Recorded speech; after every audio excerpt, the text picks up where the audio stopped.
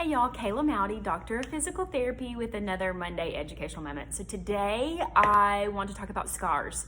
So scars are areas of the skin that have been injured, whether it be from an injury or actually more likely these days from a surgical procedure for treatment of some sort of disorder. Removal of gallbladder, removal of appendix, removal of uterus, removal of a child through the stomach, vaginal scars from tears or episiotomies.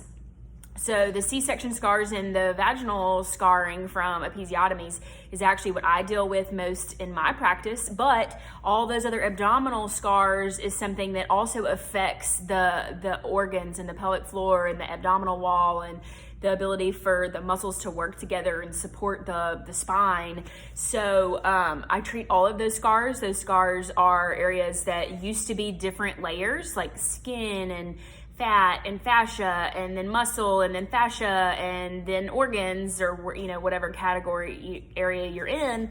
And when they're sewed together, they're kind of just all put together and the body lays down non-specific tissue called scar tissue and granulation tissue, and it develops into scar tissue that is healing. It is amazing, but it actually can cause quite a few problems if all those layers don't move separately like they were designed to do. So I do want to do a shout out to Jennifer Melanson. Scars is a book that she wrote. She is a doctor of physical therapy and graduated 1 year ahead of me from University of South Alabama DPT program, and how physical scars affect your brain and body.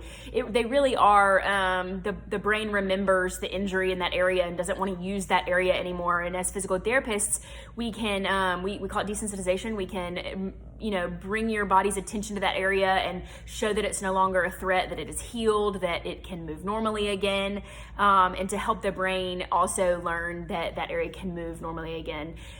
So not all physical therapists are experts on scar, but we should all be very familiar with the process of scarring and how it affects movement, and how treating the scar is an important part of restoring normal movement. And come see me if you've had a C-section or vaginal scars that are affecting your daily life. Have a good day.